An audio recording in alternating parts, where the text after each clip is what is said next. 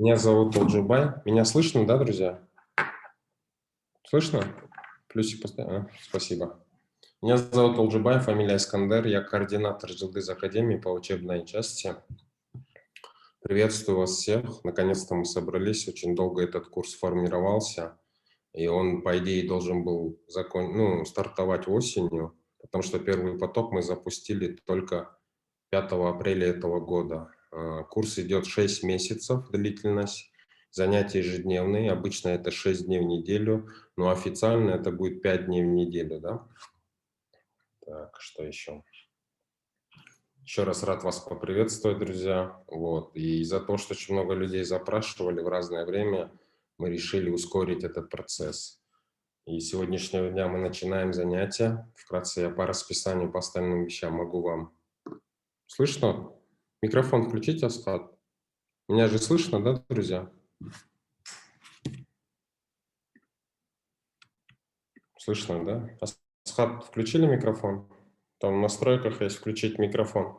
Когда вы в Zoom заходите, он всегда спрашивает, каким образом мне включиться. Звук компьютера, звук телефона или еще какие-то наушники, да, в частности.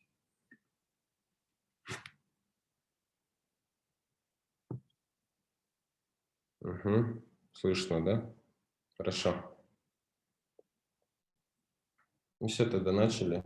Я вам сегодня расскажу примерно, как будет выглядеть учебный процесс и каково будет ваше текущее расписание, в частности. Какие есть требования у нас к вам. Их немного, буквально пару вещей, чтобы ваш курс был эффективным и продуктивным. Да? Я сейчас включу демонстрацию экрана. Вкратце немного пройдемся по правилам. Это очень быстро, много времени не займет. Сегодня длительность будет максимум час, так что, друзья, остальные уроки мы тоже постараемся сократить, чтобы ваше драгоценное время не расходовать впустую. Так.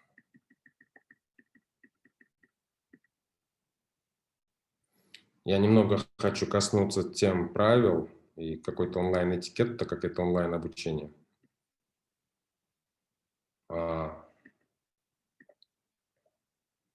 В общем, коснемся темы напоминания для уроков и онлайн-этикета, да?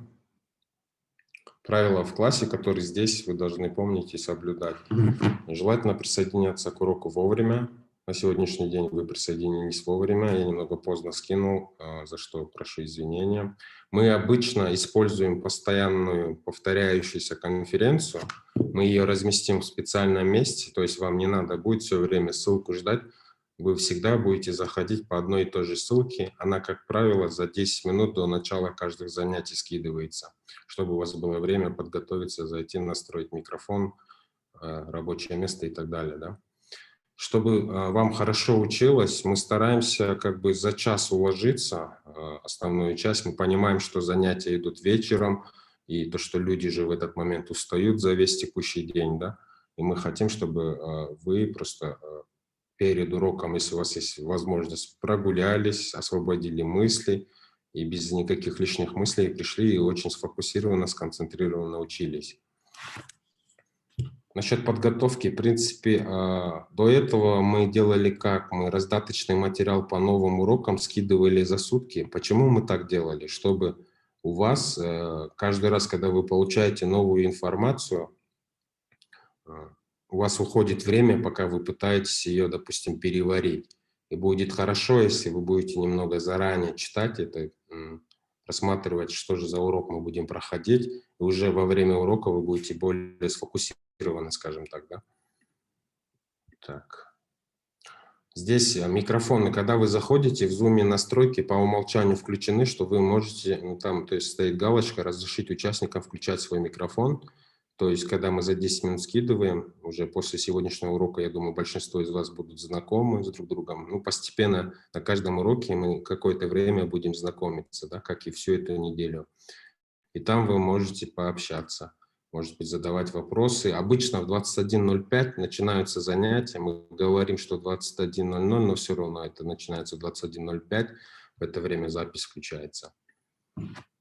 Если есть возможность, попробуйте поесть, покушать еще до начала уроков, чтобы это вас не отвлекало. Да? Потом насчет чата. Чат мы всегда включенным держим, потому что мы потом сохраняем в записях аудиоверсию без картинки, видеоверсию, то, что сейчас идет, и чат, потому что часто бывает, когда вы задаете вопросы, получаете определенные ответы, или учитель скидывает какие-то ссылки. Поэтому чат у нас должен быть активным, но не настолько, чтобы он мешал остальным. Чтобы вам уведомления во время занятия не приходили, там есть в телефоне, по крайней мере, я не знаю, как в компьютере, но в телефоне есть колокольчик, вы можете на него кликнуть, и тем самым уведомления во время занятий вам приходить не будут. Да? То есть эту настройку вы можете сами вручную активировать, вот, потому что на первое время в любом случае люди будут писать. Вы должны понимать, что большинство вещей во время занятий, то есть большинство ответов на ваши возникающие вопросы вы можете получить в процессе. То есть во время обучения, когда урок начинается, микрофоны отключаются, минут 40-45 идет теоретическая часть, и потом уже ментор включает микрофон или в чате начинает отвечать на вопросы. Ну, допустим, наш ментор по программированию, он всегда там, кто-то руки поднимает и потом задает уже голосом, а кто-то может и через чат задать свой вопрос. Насчет социальных сетей, я думаю, это и так понятно, друзья. В целом, заключительные напоминания для урока. Здесь они все расписаны. Надо быть вам активнее, задавать вопросы. Пожалуйста, будьте терпеливы, будьте вежливы. Вы за неделю, я думаю, разберетесь, как, что, как вам будет удобно со всеми общаться. На каждом занятии старайтесь сделать конспекты, очень важно. Это очень важный аспект во время обучения. Мы еще об этом более подробно поговорим в процессе. Потом постарайтесь правильно использовать тайм-менеджмент. Большинство людей проваливаются во время занятий, в основном из-за того, что не могут уделить достаточного времени для домашних или самостоятельных заданий. Да? Без этих практических занятий у вас не получится прогрессировать. Вот. По поводу отслеживания прогресса мы вам покажем, как это можно делать, и вам надо будет этим всем делиться, чтобы вдохновлять других людей. Так, презентация у меня, в принципе, короткая получилась, я ее закончил. Сейчас вопросы давайте сделаем так, что я попозже отвечу, а сейчас я хочу приступить к части обучающего процесса. Мы используем 3 платформы. Насчет Zoom я вам сегодня сказал. Сегодняшняя задача будет составить почту, то есть создать учебную почту, потому что все платформы имеют доступ через учебную почту. Да? Zoom — это у нас для лекций. Вторая платформа называется Notion. Вот таким вот образом выглядят наши таблицы, базы данных, скажем так, архив лекций, допустим, по коду. Да, я вам пример показываю базы данных социального проекта Келечек. То есть у них вот таким вот образом вы видите таблицы, можете каждый урок открыть. Здесь вы видите свойства уроков, то есть это нулевой урок. Здесь вот VS Code установка шла, дата лекции. Далее можете заметить срок сдачи домашних заданий, потом milestone — это периодичность, то есть какая неделя на данный момент идет. Потом каждому уроку здесь прилагается описание, вот это вот тогл-листы, это переключатель в переводе, вы на них кликаете, они вот так открываются. Здесь идет описание урока, упражнения, давайте я лучше открою там, где это идет. Вот таким вот образом выглядит раздаточный материал по каждому занятию. Здесь, если вы можете заранее прочитать это все. Ну, может быть, кому-то неинтересно смотреть в каком-то мере. Вы можете здесь текст посмотреть и уже понять, о чем урок. Если есть какие-то упражнения, они грузятся сюда. Если есть какая-то кодовая часть в виде код-блока, тоже прогружается сюда. Если ментор использует слайды, он грузит сюда. Самостоятельное задание вот таким вот образом у вас выглядят домашки. Здесь вы видите, собственно, суть домашек, да, что вам надо сделать. У них еще идут отдельно записи на кыргызском языке, то есть, получается, они 8 часов начинают, в 9:30 заканчивают, в 9:30 у них программирование начинается на кыргызском языке. Здесь будет ссылка на урок, Также это аудиоверсия без картинки, также чат, да? Но здесь разница, то, что у них есть то же самое, только на кыргызском. Polaris, первая группа, я вам уже говорил, на 5 апреля началась. Вот их база. На сегодняшний день они с 5 апреля начали. Если вкратце пройти, то получается 8 занятий, идут занятия по HTML, потом уже 16 занятий шли по CSS. И на данный момент они перешли, вот знакомство с JavaScript, у них с 25-го занятия начались. Да? У вас немного, возможно, будет изменения, чуть быстрее, возможно. Также у них шли занятия по четвергам по графическому дизайну, потому что для веб-разработки очень важно, чтобы у вас было понимание дизайна, и дизайн должен идти параллельно и желательно с самых первых занятий. Да?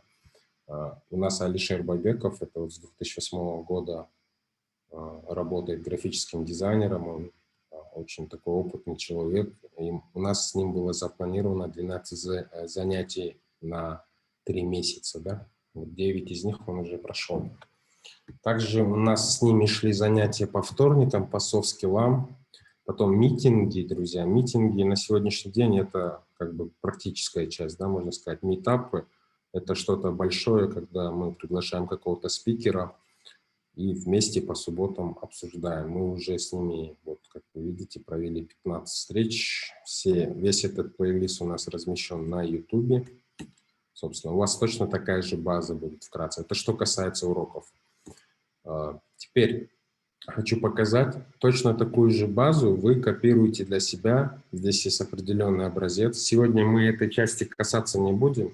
На завтрашнем занятии мы все вместе сделаем этот Notion, скачаем себе базу данных. Для чего это делается? Вот таким вот образом она выглядит. Это шаблон баз. Мы для вас уже именно под ваше расписание его адаптируем и поделимся с вами. Вам надо будет скачать и тестовые задания. То есть, когда вы домашнее задание будете грузить, вы будете здесь ее загружать. Но об этом мы поговорим завтра. Я вам просто в общем показываю. Как у нас обстоят дела с проверкой уроков? В первой группе в Polaris у нас уроки классические проверялись ментором, да? То есть все через Google Classroom отправляли свои самостоятельные задания. Но в процессе выяснилось, что этот метод не совсем рабочий, да? Он не совсем удобный для людей. В каком плане?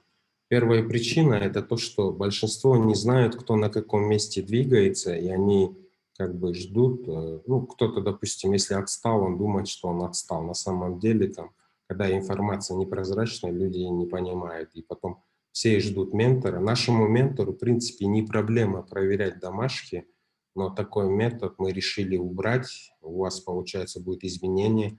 Вам надо будет скачать такую базу данных и уже ее там заполнять и делиться. Я вам завтра об этом покажу и расскажу, как это делается. То есть вы все будете делать домашки, свою базу данных загружать ответы и решения по домашкам, а потом в общей базе будете делиться.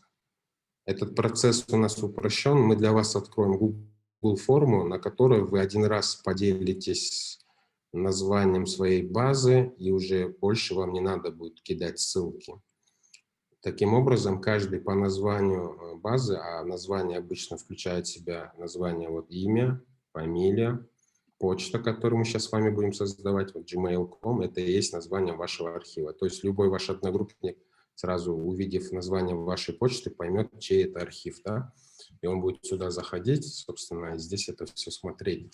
Это делается для того, чтобы вы могли поделиться своими домашками, и тем самым там будет дополнительные задания по каждой домашке, то есть это помимо того, что вы делаете свою домашку, вам надо будет еще 3 человек проверить, закомментировать у них на страницах. Таким образом, вы хорошо закрепите материал в 3-кратном размере и также научитесь самому важному навыку – это умение читать чужой код. Да? Это очень важный скилл для программиста. И мы решили пересмотреть алгоритм сдачи и проверки домашних работ. Ментор каждый раз, когда делает занятия, в частности, он, получается, к примеру, в понедельник, когда прошли лекцию, Давайте я вам сейчас какую-нибудь открою. Прошли какую-то лекцию, и предыдущую домашку, вот здесь есть всегда вот обзор заданий с прошлого урока, где ментор свой вариант, то есть как бы он решил домашку. Он сюда вот загружает. Получается, у вас будет, допустим, в понедельник вы прошли занятия, и в среду, когда он новый материал вам дает доступ, то есть опубликовывает его в базе данных, вы уже можете посмотреть решение ментора и таким образом скорректироваться по своей домашке, определить свои ошибки, возможно. А до этого у вас будет 2 дня, чтобы вы могли выполнить домашнее задание. Вкратце по домашкам вот так, друзья. Так что менторский вариант, он будет уже в следующих уроках. В каждом следующем уроке всегда будет менторское решение. А до этого вы можете в общей базе данных поделиться домашкой.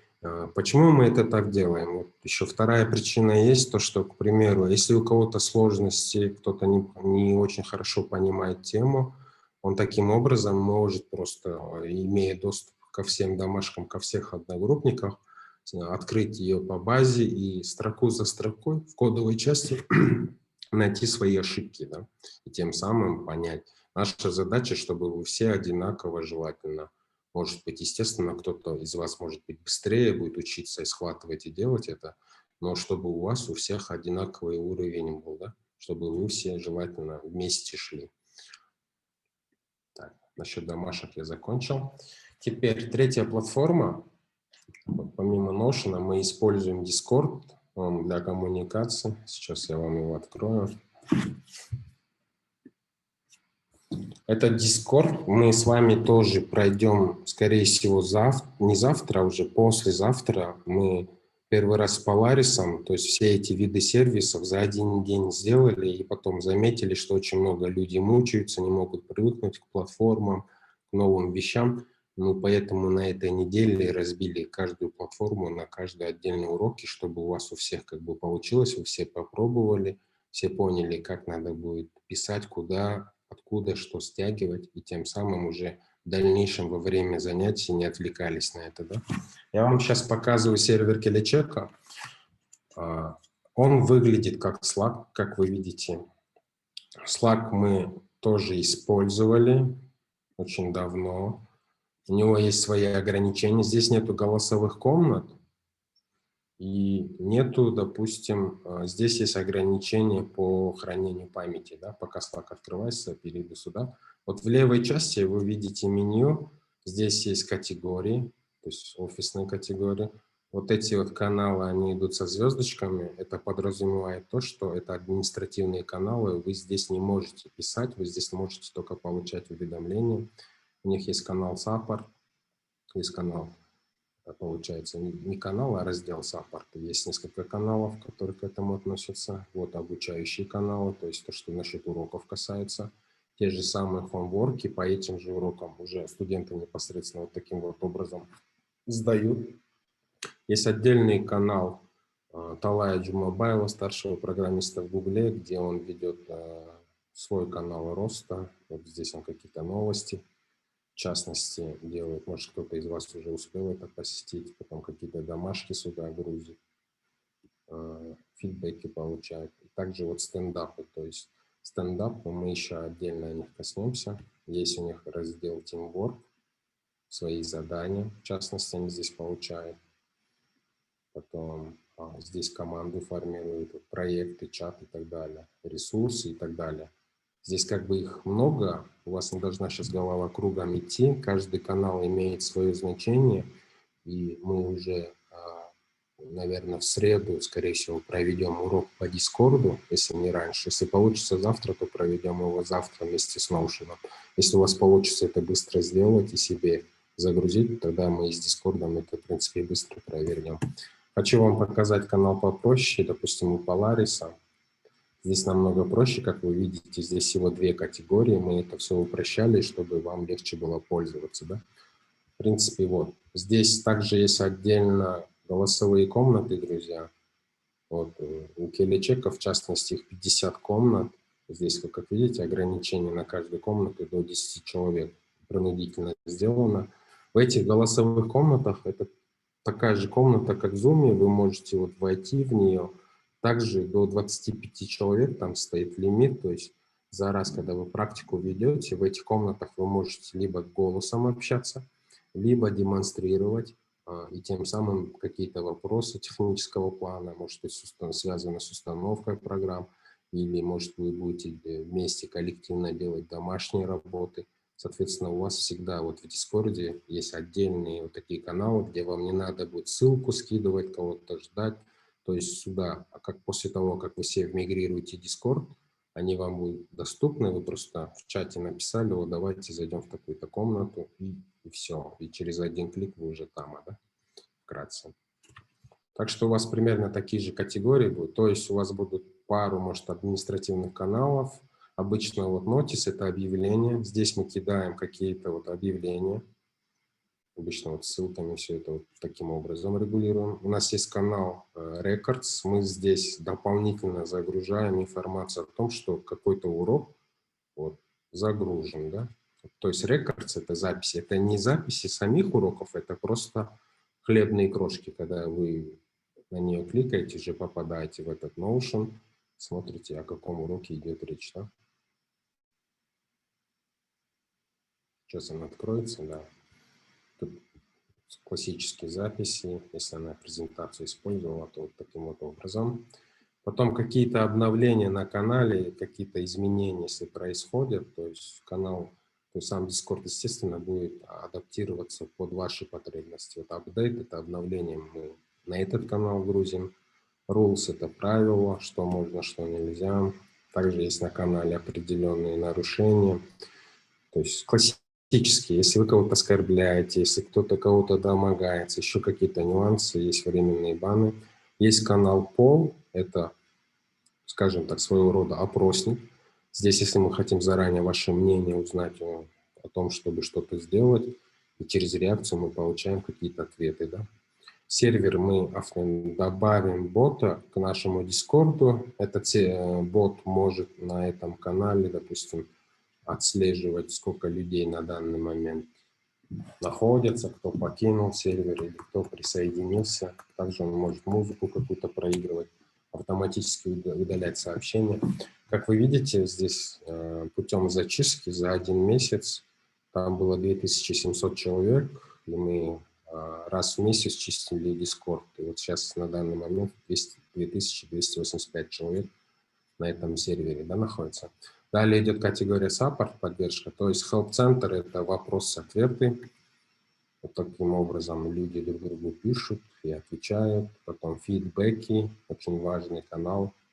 Здесь я не знаю, я не считал, но здесь очень много фидбэков, друзья. Фидбэки очень важны, потому что у нас коллективное обучение. Если мы не получаем фидбэки относительно занятий или друг друга, мы же не телепаты, мы не можем понять, у кого что в голове. Соответственно, когда у нас есть обратная связь, мы всегда можем проанализировать проблему, найти хорошее решение и тем самым постоянно быть гибкими, да, в этом плане. Канал Request — это если есть вопросы Jildiz Academy касаемо чего-то, скажем так, идеи и предложения, то они загружаются сюда. Есть канал у менторов отдельно. Также есть у них канал благотворительность. Вот с самого начала уроков мы на детский хоспис собирали деньги.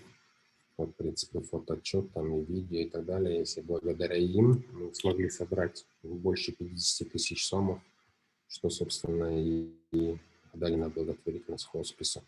У вас также будет самый важный канал — это Lessons, учебы, вот link, да, links — это, получается, ссылки. Здесь мы разместим, во-первых, ссылку для телеграм-группы.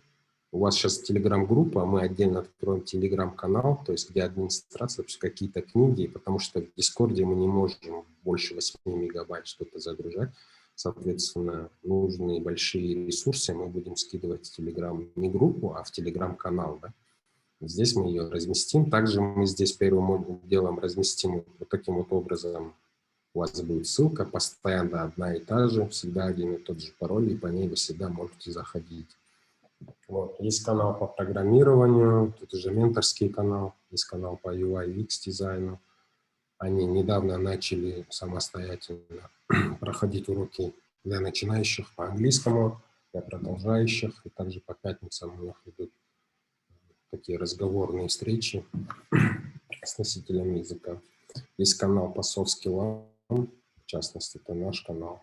И отдельно по таким же каналам, как вы видите, они загружают сюда домашки. Да? То есть кто-то, я вам покажу, кто-то сделал код, и таким вот образом он поделился своей домашкой. Давайте вот откроем, чтобы у вас понимание было, как это делимся, да? Что мы делаем. Вот таким вот образом вы уже можете попасть на канал, на архив этой студента и посмотреть, что он там поделился, что он там сделал. Да? То есть по каждым заданиям так, в принципе. Остальное, я думаю, вам в процессе будет понятно. У меня на сегодня все по поводу общей, как эта платформа выглядит, как она будет работать, друзья. Она сделана так, чтобы вы с одного места, не тратя время, сразу все, что касается уроков, в одном месте находили, и также могли иметь доступ к все, что касается ваших домашек. Домашки на сегодняшний день, первый месяц вы будете собирать в Notion. Notion – это облачное решение, оно через вашу учебную почту может работать с любого вашего устройства. Даже если у вас телефон сломается или компьютер накроется, у вас всегда будет доступ ко всем нашим платформам, занятиям, материалам через учебную почту. Вот я сейчас хочу после вопросов и ответов продолжить именно создание учебной почты. Да? Как нам надо будет с вами создать учебную почту? Сейчас сразу покажу, друзья. Вы заходите, пишите Gmail, создать почту, да? Вот здесь создать аккаунт. У нас есть требования к аккаунту, как мы ранее говорили, я вам сейчас объясню, как это работает. То есть вы будете иметь доступ к Discord. В Zoom мы аутентификацию по почте уберем и всегда с вами будем использовать упрощенный вариант, да, входа в Zoom. Потому что с Polaris у нас там, скажем так, чтобы туда зайти, надо через почту было зарегистрироваться на саму конференцию и отдельно эту почту. Я сейчас, наверное, не смогу, друзья, сделать, но я вам, потому что она у меня забитая. Если сейчас Google разрешит, я попробую ее создать вместе с вами. Если нет, то я вам объясню, что вам самое главное надо будет сделать сейчас.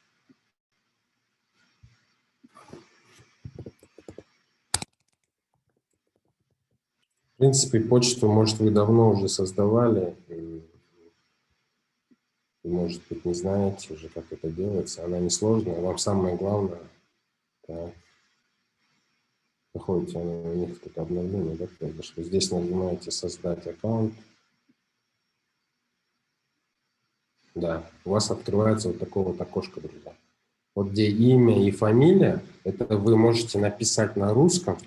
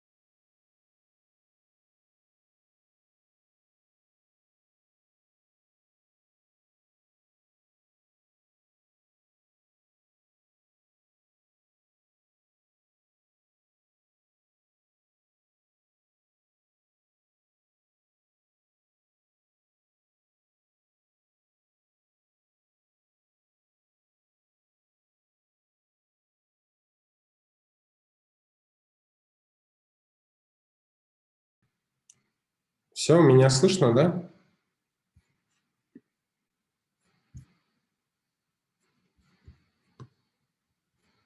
Интернет у нас нормальный. Что-то гонит сегодня день какой-то. Да, хорошо, отлично. Сейчас нам посмотрим, Мирлан Агай, ментор, присоединился. Да, насчет почты давайте мы закончим по демонстрации самую простую вещь. Я думаю, это будет домашняя работа, и она легкая. Если у вас будут проблемы, напишите в чате, да. Получается, если мы здесь пишем на английском, друзья, то Google, исходя из ваших данных, будет предлагать свободные имена, да, а они всегда будут некорректными. Вот здесь. Вам надо будет здесь просто написать свое имя маленькими буквами, потом поставить точку, потом написать свою фамилию, поставить еще раз одну точку, написать краткое сокращение названия вашей группы, это SS, Sirius означает, и все. И вот здесь вы вводите какой-то новый пароль, потом его подтверждаете. Если вам не видно, когда вы вводите пароль, вам надо будет здесь галочку поставить, и все. Далее нажмете, у вас будет создана учебная почта. Она должна у вас содержать имя, фамилию, все через точки, потом SS, название группы, и после нее вам не надо точку ставить, сразу пойдет собачка gmail.com. После этого завтра, когда мы будем Notion создавать, мы через вашу эту учебную почту дадим вам доступ в Notion ваш и в Discord ваш. В принципе, все. Надеюсь, вам понятно. Сейчас, Мирлан, здесь я гляну. Мирлан, можете микрофон включить? Да. Здравствуйте. Здравствуйте. Всем здравствуйте. Добрый вечер всем.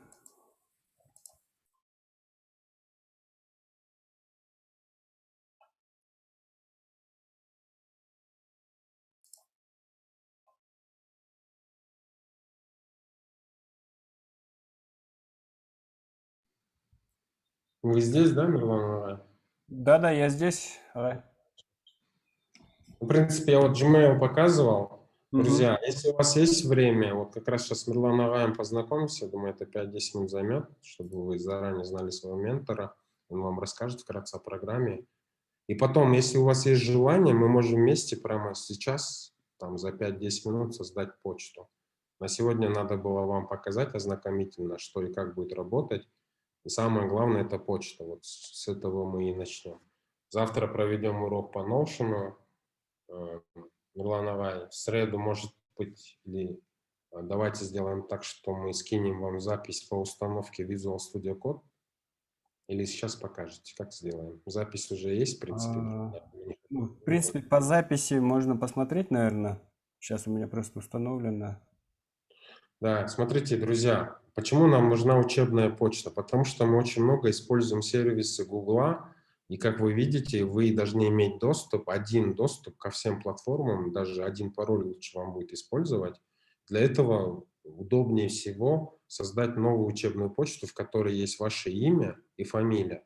То есть, когда ваша почта приходит, мы сразу понимаем, с кем имеем дело, из какой он группы, понимаете?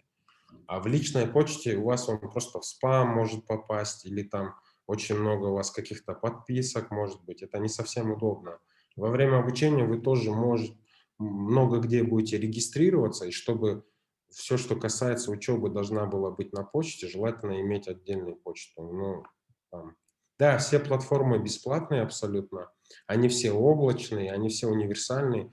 Имеется в виду то, что вы к ним можете иметь доступ как с браузеров, с компьютера или с телефона, также и можете отдельно загрузить себе приложение, да, и уже непосредственно через приложение прямой доступ иметь к остальным вещам. Они удобные, функциональные и места практически не занимают. Ивановая, вам слово тогда. Спасибо. Так, всем привет еще раз. Меня зовут Мирлан Уржанов. Я буду вашим ментором по кодовой части. То есть все занятия относительно все, что касается программирования, все занятия буду проводить я.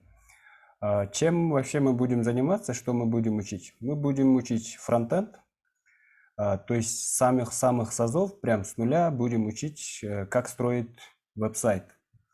Начнем мы с языка программирования, не то чтобы языка программирования, а с языка HTML. Это основа основ, то есть веб-разработки, где мы будем изучать теги, с помощью которых создается структура веб-сайтов. То есть мы научимся создавать каркас там, любого веб-сайта. Далее в следующем блоке мы уже начнем оформлять наш сайт. Оформлять мы будем с помощью языка CSS или каскадные таблицы стилей. Вот эти два языка, HTML и CSS, они не являются языками программирования. Один, получается, предназначен для того, чтобы описать каркас, структуру веб-сайта. То есть на сайте есть, например, заголовок. Мы должны этот заголовок отметить, то есть сказать, что там есть заголовок. А CSS, он отвечает за визуальную часть, то есть как этот заголовок, например, будет выглядеть. Он будет большой, например, красный, зеленый и так далее. То есть мы будем строить, оформлять вот этот UI или User Interface любого веб-сайта. Вот это все называется версткой. То есть первый блок у нас в основном верстка. И ближе к концу первого модуля мы уже начнем изучать язык программирования, и этот язык будет JavaScript.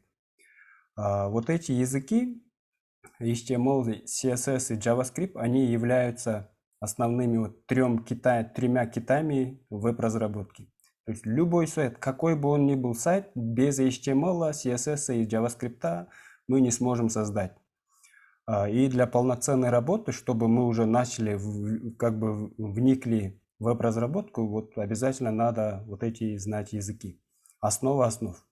А уже во втором модуле мы начнем уже более глубже углубляться в язык JavaScript.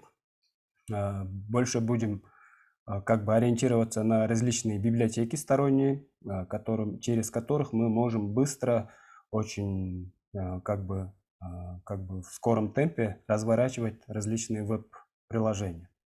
И там уже мы будем более точно, конкретно изучать библиотеку React, очень такой популярный в нынешнее время библиотека, с помощью которых создаются очень динамичные, очень современные веб-сайты. То есть не то чтобы веб-сайт, а полностью веб-приложение. Вот такой короткий такой план.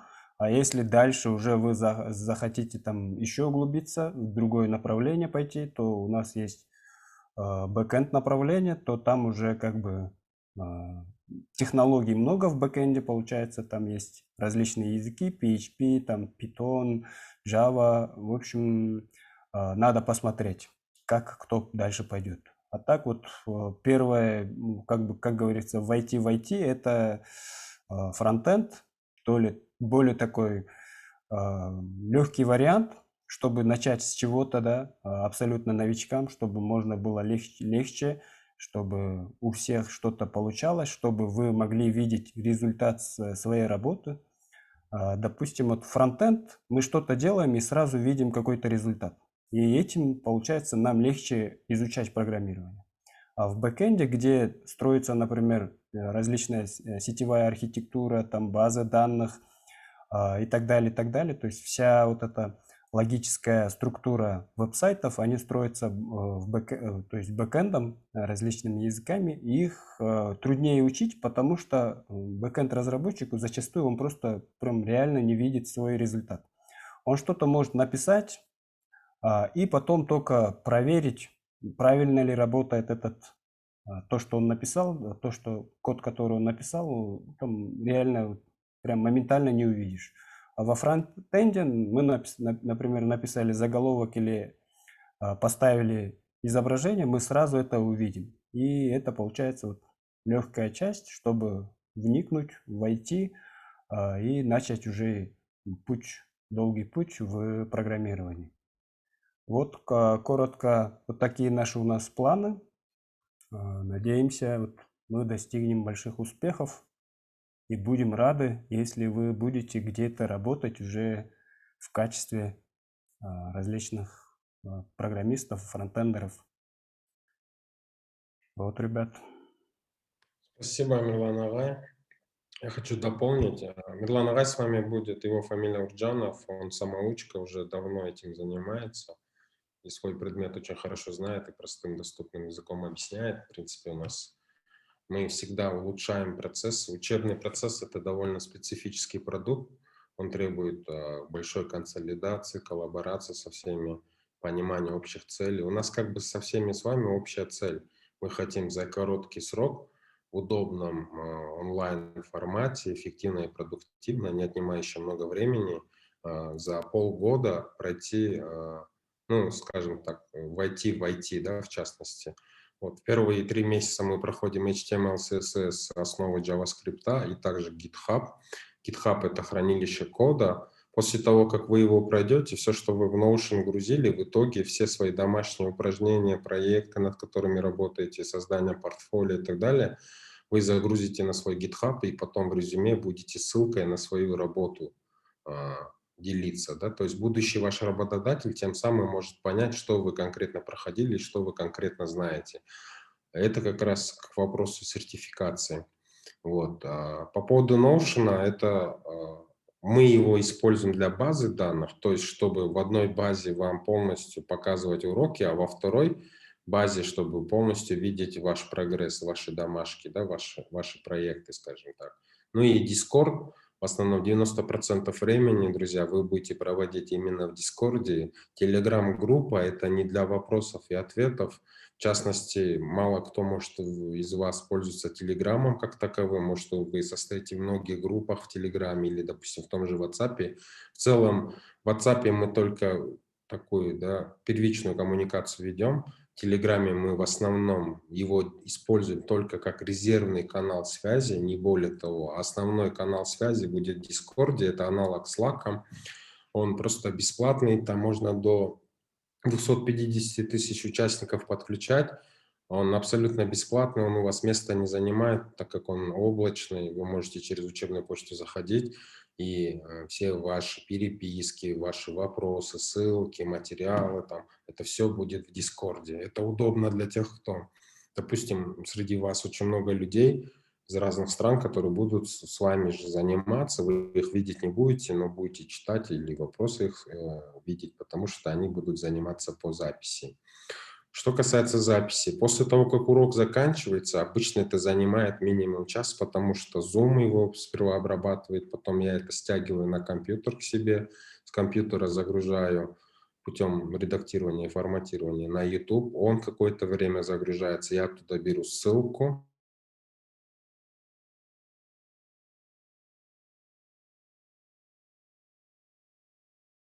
через Google Диск и также по чату, в частности так. Мирлан Агай заранее уже загружает материалы. Вот. Понедельник, среда, Мирлан Агай, вы проходите код, и у нас есть изменения, да, по пятницам у нас офисные часы будут или как? Или будут 3 занятия в неделю именно по программированию? Можете этот вопрос сразу уточнить для всех? Ну, в принципе, можно и пятницу проводить, но давайте посмотрим первые 2 недели, как будет двигаться вот вся группа, чтобы в темпе, чтобы у всех все инструменты работали.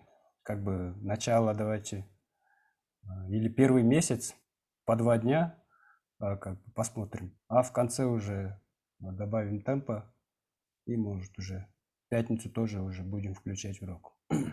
Хорошо.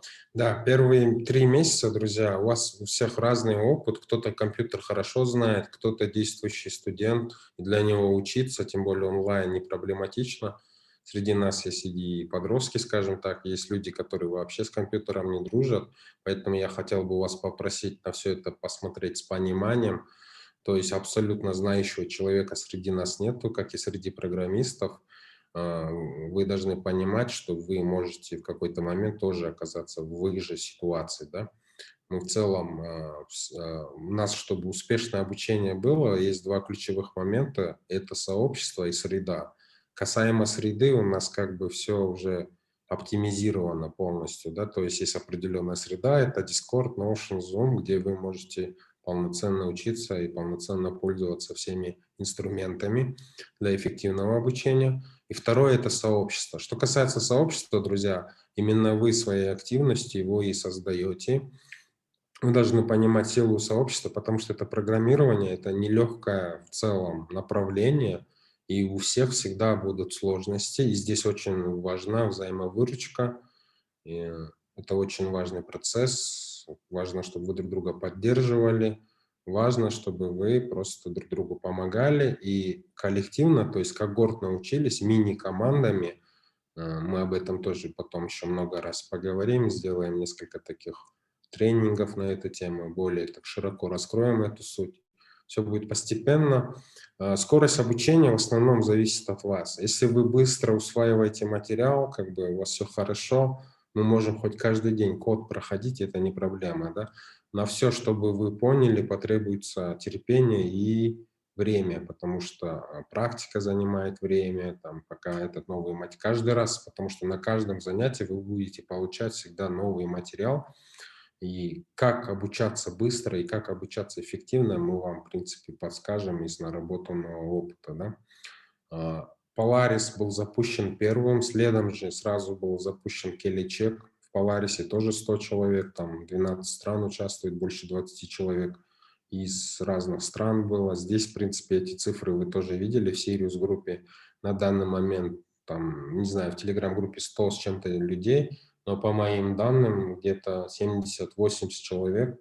Это реально. Да? У нас каждый Zoom, он до 100 человек вмещает. Мы обычно примерно, если будет нужда его увеличить, мы увеличиваем. Если нет, то нет. И на этой вводной неделе мы будем двигаться постепенно. Нам очень важно, чтобы вы быстро и эффективно научились пользоваться платформами, и это у вас в целом потом в процессе вообще время не отнимало. То есть это такие инструменты, которые должны повышать вашу продуктивность. Они не должны у вас время отнимать. И за один час оказывается, как бы вроде легко для нас, может быть, или для некоторых, но не для большинства, учитывая опыт проблем, который был у Polaris, у Kelly-Check. Естественно, вы уже более улучшенные версии получаете. И на этой неделе я еще раз вкратце скажу. Сегодня у нас вводный урок был. Завтра мы с вами Notion сделаем, чтобы он у каждого у вас уже был. Послезавтра Мирлан Ага еще раз с вами встретится. Мы сегодня поделимся записью. Сейчас мы не хотим ваше время отнимать, чтобы вы потом, когда вам было удобно, посмотрели. Это 30-минутный ролик, там несколько операций, очень маленьких. Это редактор кода вам надо будет установить на компьютер. Мы вам дадим достаточно времени, чтобы у каждого это получилось. Это займет время, несомненно. И в среду постарайтесь, чтобы вы уже к тому моменту смогли успешно это сделать, потому что среди вас есть те, кто уже эти уроки просмотрел и сделал, и приготовился. Да? Если, ну, в среду мы разберем этот момент. Если у всех все установлено, значит, вы получите пару уроков по программированию на этой неделе. Это в основном не затрагивает использование редактора кода, потому что они вводные. В четверг у вас будет приглашенный специалист, вы с ними проведете 3,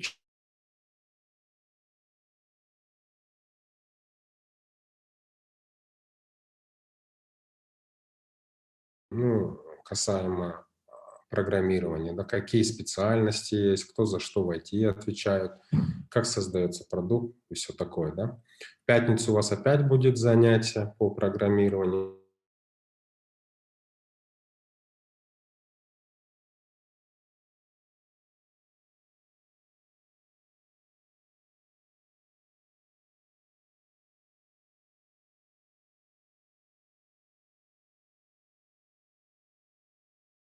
Разобраться с Visual Studio Code, с редактором кода на компе. В четверг у вас вводная лекция будет в целом по программированию, в пятницу еще раз программирование, и в субботу мы с вами еще раз проведем встречу. Обычно мы учимся. Олжағай, у вас с интернетом проблема?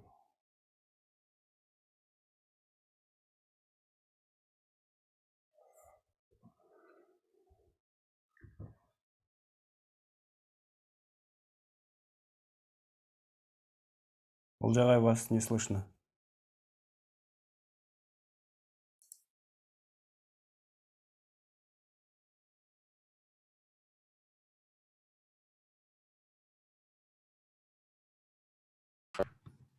А теперь? Да. Слышно, да, Мирлан? Да, Хорошо. да. Можем перейти к вопросам-ответам, друзья. И, в принципе, на сегодня завершить. Я хотел еще мини такой, если у вас есть 5 минут, мы хотели с вами поделиться на комнаты, чтобы вы могли познакомиться. Мы каждый раз в каждом уроке будем по 5-10 минут знакомиться. Нас тут в среднем человек 70-80 активно ожидается на каждом занятии. Будет хорошо, если бы вы за неделю с друг другом перезнакомитесь. Хорошо? Давайте сделаем так. У вас есть вопросы? Вопрос был такой, что записи будут все на YouTube. Так, кто-то уже установил VS Code, молодцы. Все платформы бесплатные, для MacBook это аналогично. Мы сейчас фокусируемся с вашим... Мы еще с вами обсудим, друзья, в какой день это будет лучше. А так вы должны будете пройти дополнительный модуль по UI и UX дизайну, то, что имеет прямое отношение к веб-разработке, да? И мы с вами это обязательно обсудим. Так, я думаю, в следующем уроке у вас не будет никаких... Или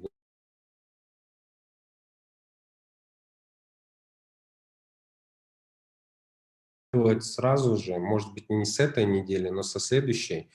Надеюсь, вам понятно расписание. Если нет, то я могу вам еще раз более подробно объяснить. Смотрите, большинство как бы программирования, мы когда этими курсами, вообще целым этим форматом занимались, у нас было два вопроса. Первое, как сделать эффективным онлайн-обучение, а второе, как сделать так, чтобы программирование было понятным, да? И со времени карантина мы этим занимались, и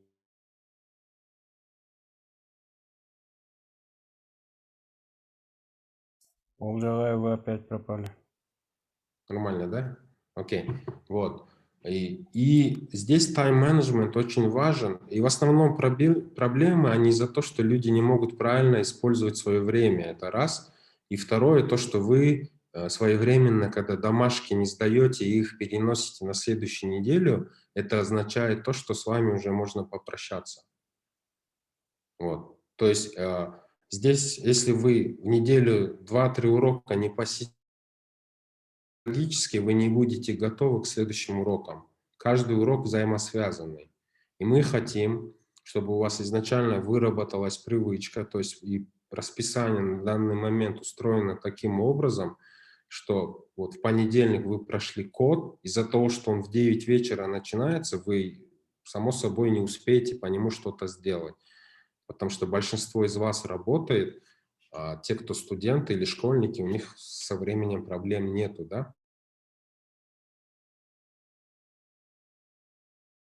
Домашки. Вот практика в нашем случае это так. Первый месяц будет работать так, пока вы не привыкнете. В среду вы опять получаете новый контент, в четверг вы опять его закрывать должны. И в пятницу вам надо обобщать уже с ментором. Обычно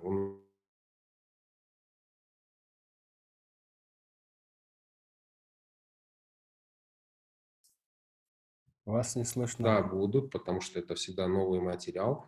Но большинство вопросов вы закроете именно во время практических занятий, да?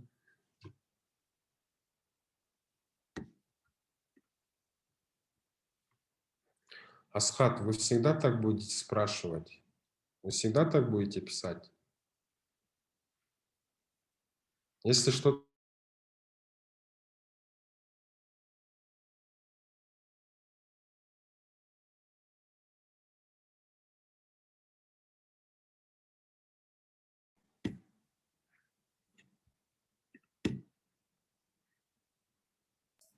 Непонятно? Ну, хорошо, я вам еще пропишу.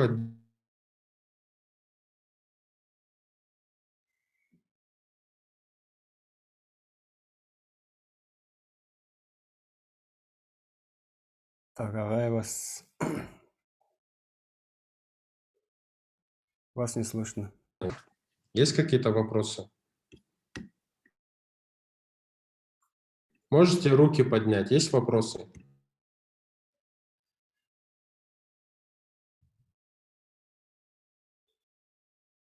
Да, ребят, терпение. Сейчас уже здесь в Zoom у нас очень много из-за интернета, скорее всего, такие технические неполадки. А так все норма. Во время уроков мы всегда будем советовать вам выключать видео, чтобы ни у кого не была задержка по трафику.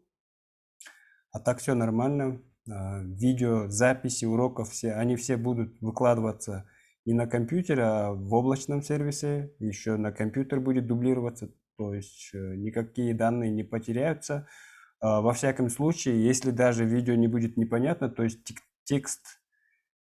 текстовая какая-то информация относительно урока, все они будут выложены, вы спокойно можете прочитать, если нужно посмотреть запись. Кроме этого, записи будут еще в аудиоформате, то есть вы можете просто скачать аудио, поставить себе на телефон и во время там своих работ можете слушать как подкаст, да? По UX, UI Олжагай сказал, вот уроки будут.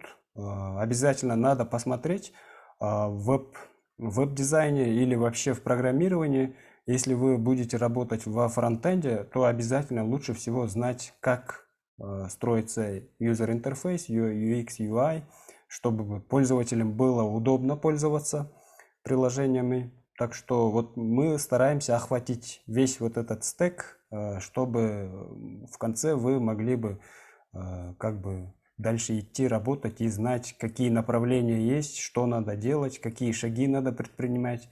В общем, мы постараемся дать всю нужную информацию. Так, пока что откройте почту. Обязательно с таким требованием, чтобы у вас было имя, точка, фамилия, точка, ss, чтобы мы знали, когда контактируем с вами, какая это группа, какой студент, или там просто человек пишет, да, нам, чтобы мы быстрее, оперативно решали какие-то вопросы и знали, от кого мы вот требуем, чтобы вы именно открыли учебные почты.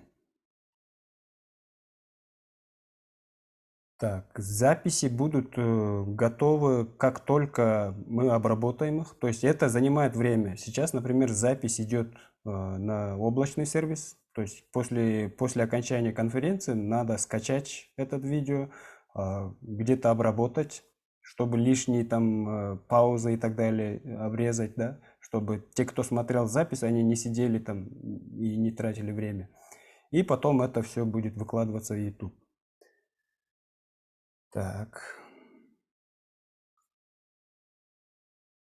Здесь есть вопросы. Еще у кого какие вопросы, ребят? Так, вопросы. Так, у вас будет доступна запись, как установить Visual Studio Code, код-редактор. Надо посмотреть, не спеша, по шагам сделать то, что показано в видеозаписи.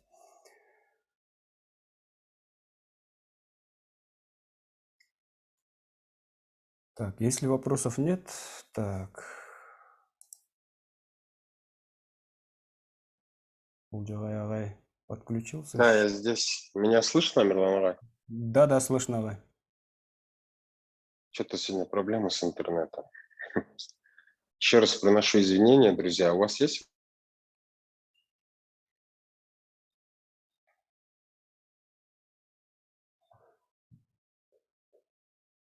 Так, Да, Олжагай. начали по моей вине. К вам это кому, Айнура? Мирлану просто, мне просто Олджаба или Олджа, как вам удобно. Да, мне тоже, в принципе, без разницы. Мирлан. Да, без разницы, друзья. Тут Владислав Пак сейчас руку поднял. Окей. Вопрос есть у вас, Владислав? Можете микрофон включить? Здравствуйте, извиняюсь, у меня такая проблема произошла, что при создании почты у меня имя, фамилия не создается, у меня создалась фамилия, имя. Это прям принципиально или нет? Сперва идет фамилия, а потом имя, да? Да, А почему так произошло? не знаю, сам Chrome не создавал, я попробовал фамилию, имя, он воссоздал. Создал, точнее. Смотрите, вот поэтому, да, мы просим, чтобы вы через точку создавали, потому что вы вручную таким образом, получается, резервируете такие адреса в Гугле, да? когда вы пишете первые ячейки, заполняете имя, фамилия, то Google подбирает, он проверяет свою базу данных и может, вот как в вашем случае, сперва фамилию, имя указать или еще какие-то цифры добавить. Мы же специально ставим точки, чтобы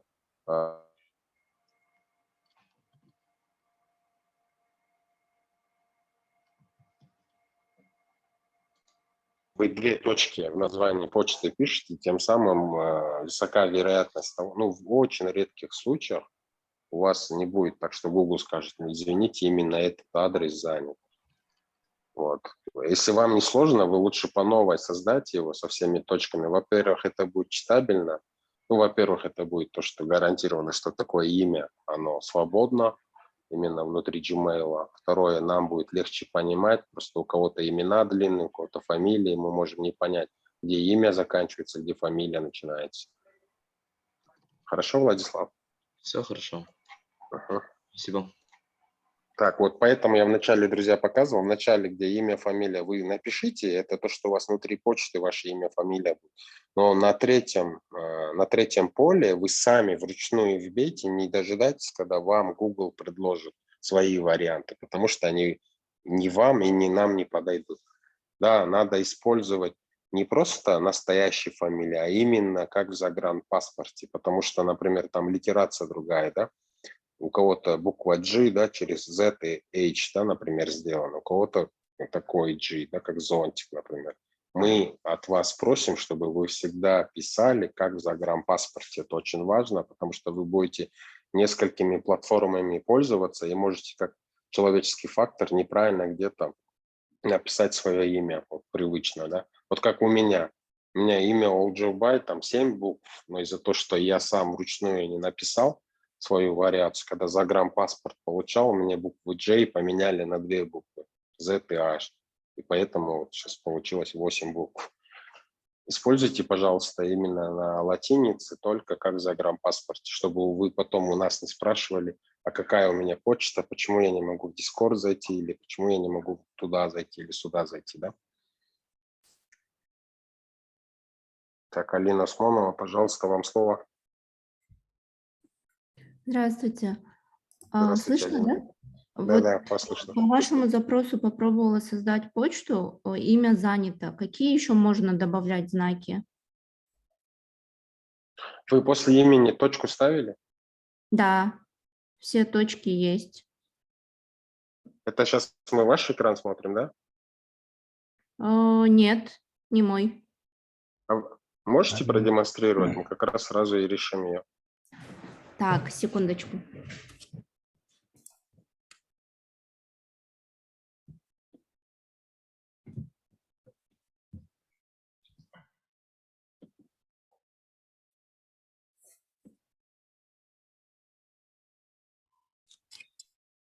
Мирлан Агай, вы же организатор, можете разрешить демонстрацию нескольким участникам? Да, разрешите, пожалуйста, у меня не открывается. Так, сейчас. Я просто переподключился к конференции за то, что постоянно меня лагало. У нас тут в офисе провайдер поменялся, друзья, поэтому может быть проблема. Я сегодня сам долго подключался к новому интернету через новый аккаунт. Видимо, из-за этого проблема. Сейчас с телефона выхожу.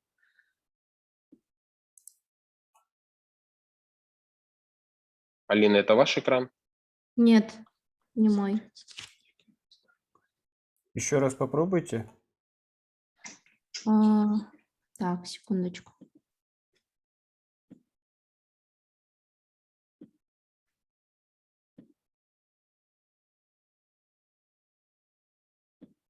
Нет, не дает возможность.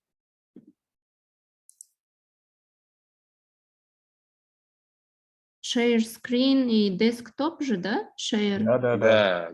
Да. Разрешение Да, там вроде бы есть. да, разрешение стоит, просто, может быть, вы не то окно даете Вот демонстрацию. там дальше открывается после share, allow Zoom to share your screen и open system preference. Дальше. Share to screen, там окно выберите, где у вас Chrome открыт, чтобы мы Может, вы другое окно демонстрируете просто. А, А там на компьютере у вас, да, середина. Там есть зеленая кнопка поделиться, да, share to screen. Нашли? да. Сейчас, секундочку.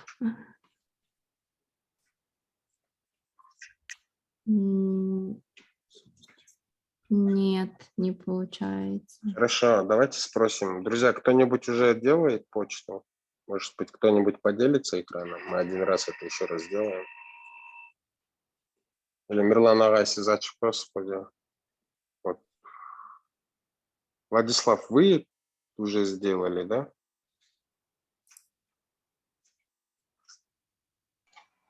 Да, Уже вот создали почту, да? Хорошо. я, получается, создать не смог, но у меня наоборот. А я когда создавал, также все точки указывал с именем. Мгм. своим. Но мне он пишет, что занято. Занято, да? Ну А хорошо. Если у вас пытаюсь вначале ввести, фамилия вот пойдет, нету. ничего. Чего нет, еще раз можете сказать?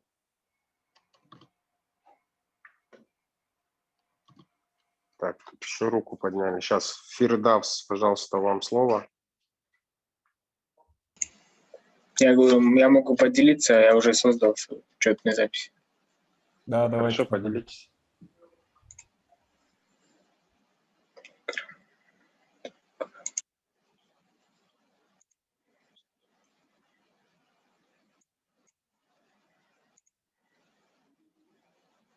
Так, ну, получается, я уже создал ее.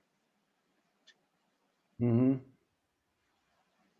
Да, все верно. Имя, точка, фамилия, точка, ss, собачка, gmail.com.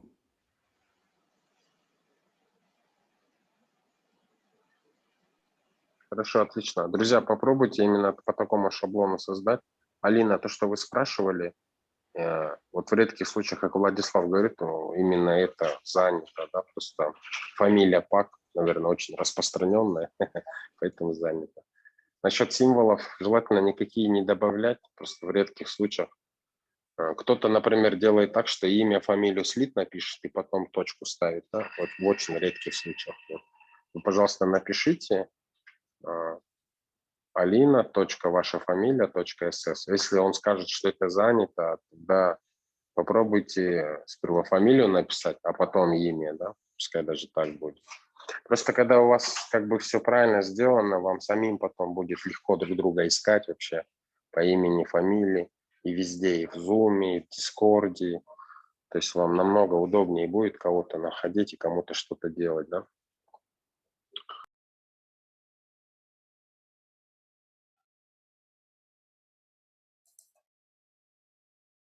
Так, Алтынбек Касымов. Алтынбек, Здравствуйте. да, у него Здравствуйте. микрофон включен. Так, я создал, написал свою фамилию, имя. Но у меня вот здесь имя пользователя уже занято. Так, сейчас посмотрим. Угу. Я заново напишу сейчас. У вас на русском пишется. Точка, сын.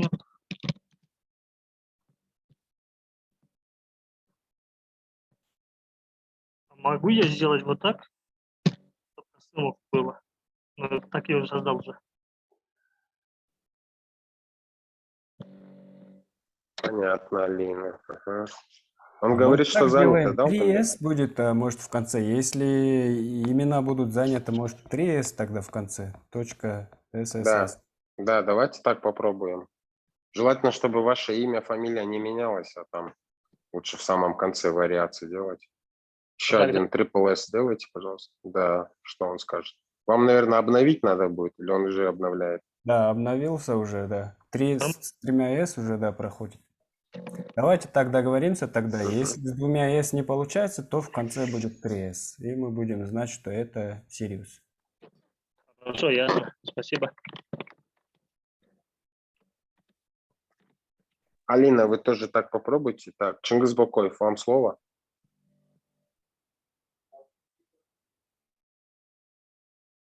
Всем добрый вечер, здравствуйте. Меня слышно, да? Да, слышно. Чингис Бокоев. У меня такой Пробуйте. вопрос. Вы сказали, что вы видео все скинете, ну, для какие нужно установить редакторы кодов. А где я могу это? На YouTube же можно будет, да, посмотреть?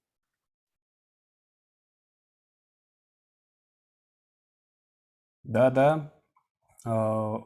Олжагай скинет в группу. Все, хорошо, отлично, понял. И то, что сегодняшний урок был, я его запись после того, как на YouTube загружу, вам отдельно, ну, как второй этот сделаю в Telegram. Ладно, завтра, когда вы Буйрса, ну, даст Бог, пройдете в Discord, там уже все ссылки будут. Пока что мы временно 2-3 дня попользуемся Telegram-группой. Я пока Хорошо. туда буду дублировать. Или даже, скажем так, до конца недели, пока вы все не освоитесь. И еще такой вопрос. Почту, которую мы сейчас создали, этой же почтой можно будет в Дискорде пользоваться, да? Или для Дискорда отдельно нужно? Нет, для Notion, для Discord, везде будете ее использовать. Все. Везде будет учебная почта. Поэтому мы не хотели, чтобы вы сейчас в Zoom заходили со своими личными почтами, потом Не слышу, вы пропали. вы же в Notion, вы же как бы с телефоном будете заходить и с компьютером, и вам, чтобы везде одинаково было, я рекомендую везде для учебной почты один и тот же пароль использовать. Хорошо. Все, спасибо. Чтобы вы изначально почту создавали как в загранпаспорте. Если как сейчас у Алины и не получилось, то SSS, то 3S добавьте, должно получиться. Если нет, то напишите, что-нибудь придумаем. Не, ну у меня с почтой проблем не было, с первого раза создал.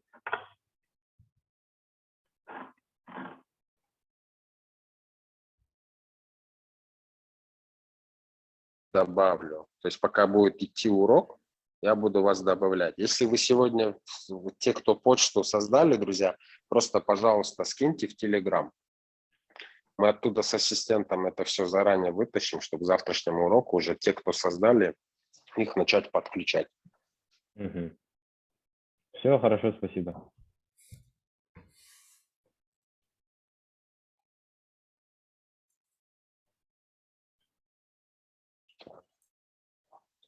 Медина Абдакеримова, пожалуйста, включите микрофон. Алло, здравствуйте. Здравствуйте. Здравствуйте, У Медина. меня такой вопрос. Вот у меня вообще не получается создать новый аккаунт. Я даже добавила 6S, да? И вообще не получается. Но у меня есть свой аккаунт, где имя и фамилия, и в конце получается номер 68. Я вот 7S написала, и Дина. не получается вообще. Не получается, да? А что там говорит? Да. Занято, да? Да. Вы, то есть, имя написали, точку, фамилия, точка и СС, Да, и вышло да. занято, да? Да. Хорошо. А можете попробовать сперва тогда фамилию написать, а потом... Да, попробуйте попробую сперва тогда быстренько. фамилию, имя.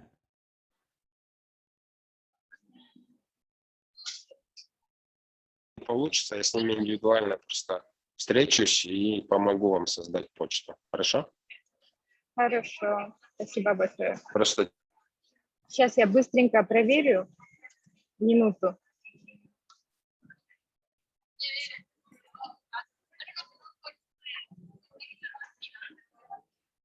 Все, наоборот получилось, когда я фамилию написала, потом имя. это много проблем со связью, друзья. Простите, извините, если это по нашей причине или нет, но у вас на занятиях такого впредь не будет, когда Мирлана...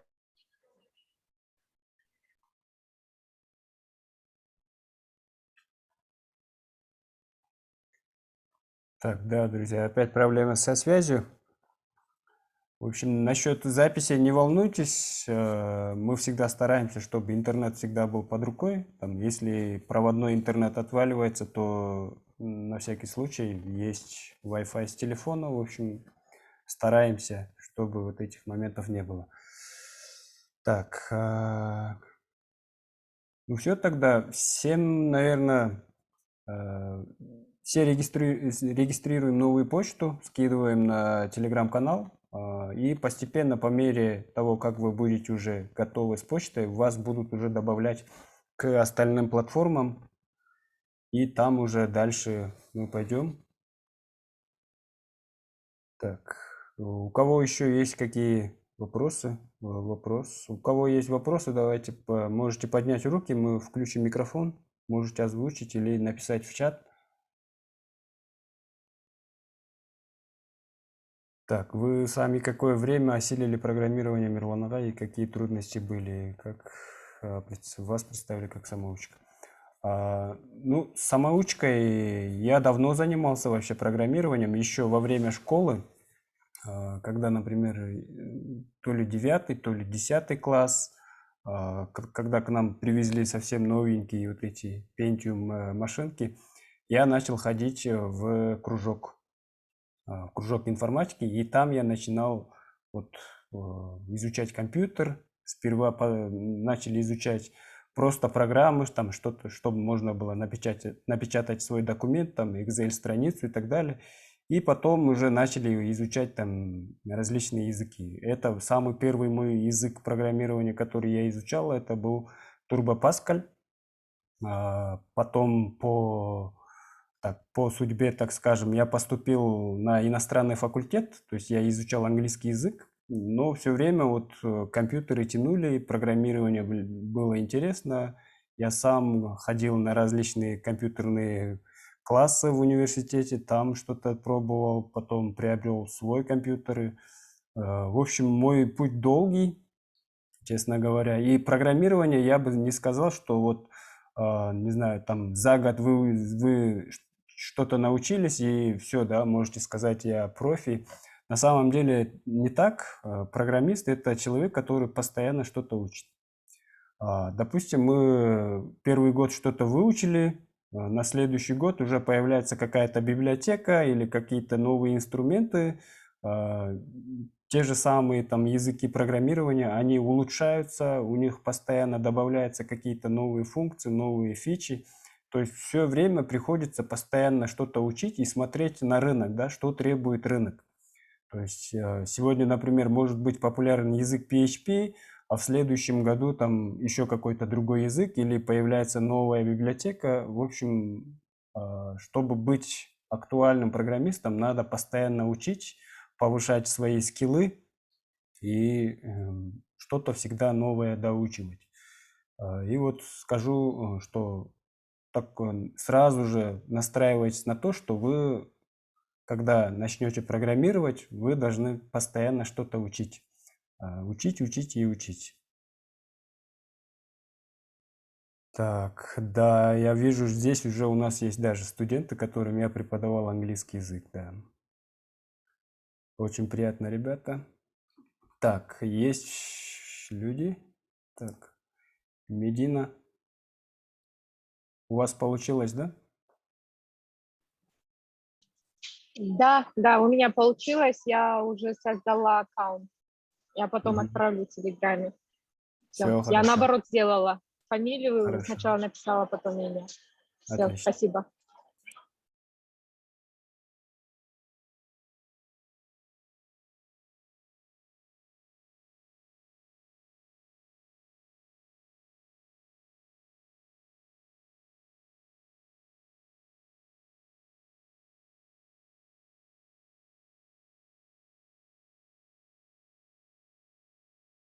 Так, еще есть пару человек. Давайте послушаем их и, наверное, будем завершать.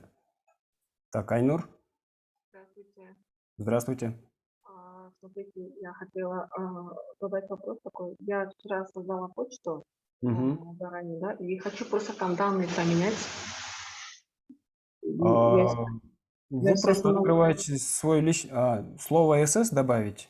Нет, да, вот полностью прям фамилию именно на английском написать, и вот где сказали имя, точка, там фамилия, я просто не могу найти данные вот в этом.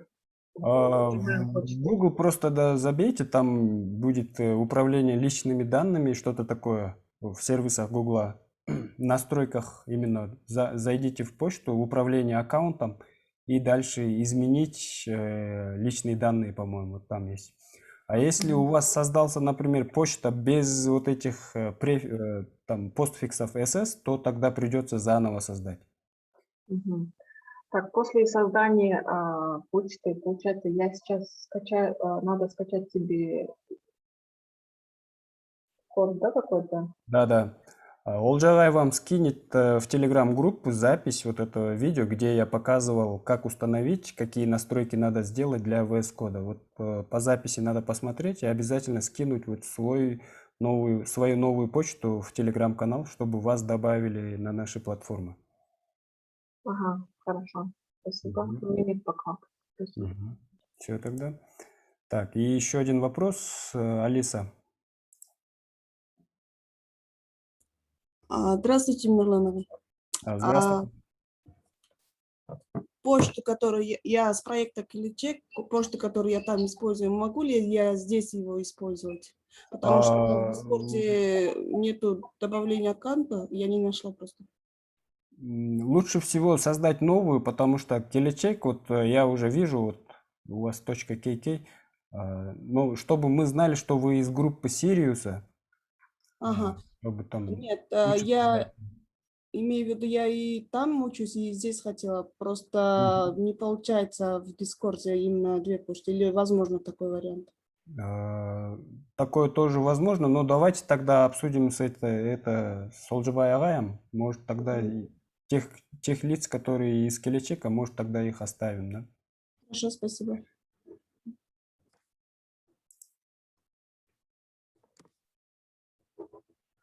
Так, Олжабай.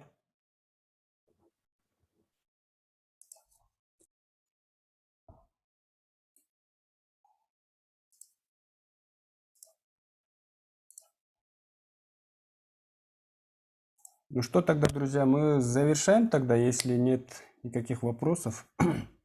Еще раз извиняемся за вот эти технические неполадки с связью. Да, Мирлан Агай, спасибо. Что-то, Да. по-моему, вообще проблем. Да, скорее всего, это провайдер, наверное. Вот. Еще раз извиняемся, друзья. Тогда Любые мы... вопросы есть? Задавайте в Телеграм, я на все вопросы ваши отвечу и помогу. Первая неделя будет немножко такой, но потом все будет нормально. Всем большое спасибо. Так, связь очень плохая.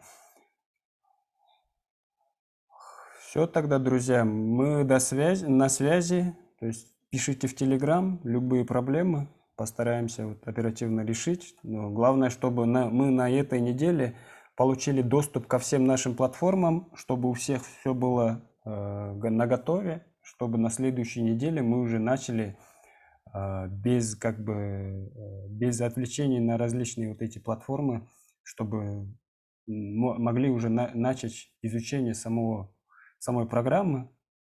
И всем удачи, друзья. Всем пока. Всем до связи.